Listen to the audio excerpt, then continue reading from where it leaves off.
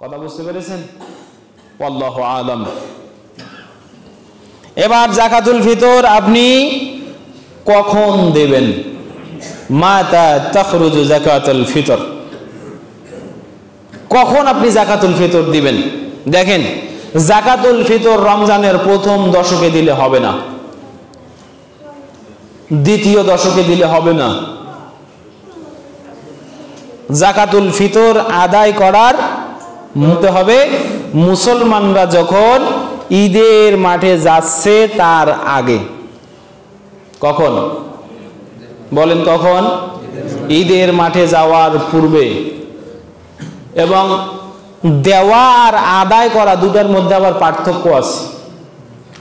আপনি মসজিদে এসে দিয়ে গেলেন, এটা দেওয়া হইল, যখন এটা এখান থেকে বঞ্চিত হয়ে গরিবের হক গরিবের ঘরে চলে যাবে তখন আদায় হলো।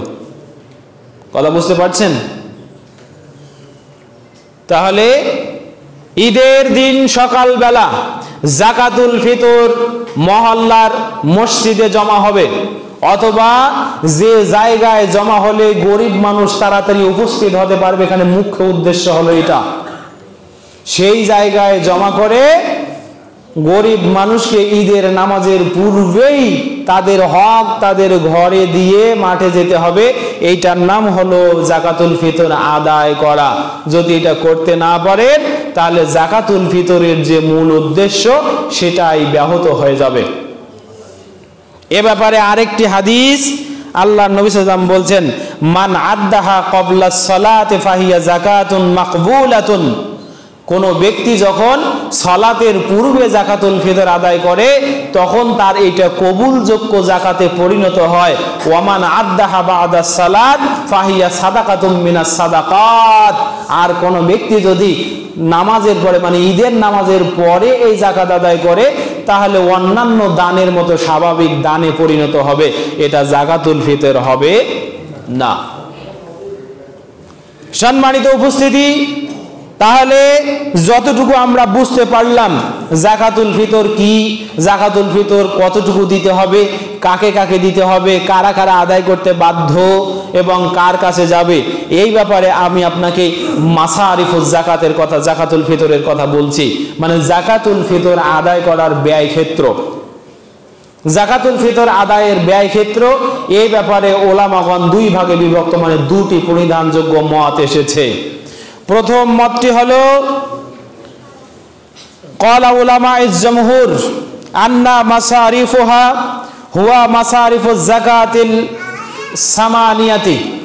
ওই যে যাকাতের 8টি খাত আছে, সূরা তাওবার 60 নম্বর আয়াত, ইন্নামাস সাদাকাতু লিল ফুকারাই ওয়াল মাসাকিন ওয়াল আমিলিনা আলাইহা ইলা আখিরিল আয়াত। জমহুর উলামা বলছেন যে যাকাতুল ফিতর এই 8 ভাগে বিভক্ত হবে। এ ব্যাপারে আলেমদের বিস্তর একটি অংশ, বড় একটি অংশ ঐক্যমত পোষণ করেছেন। তবে মালিকি মাযহাব এর চূড়ান্ত কথা, ওয়াখতারাহু শাইখুল ইসলাম ইমাম ইবনে তাইমিয়া রাহমাহুল্লাহ, এবং যাকে শাইখুল ইসলাম বলা হয় ইমাম ইবনে তাইমিয়া রাহমাহুল্লাহ, তিনি এই মতটিকে গ্রহণ করেছেন। সে মতটি হলো আন্নাহা তুসরাফু লিল মুহতাজিন আই আল ফুকারা ওয়াল মাসাকিন ফাকাত।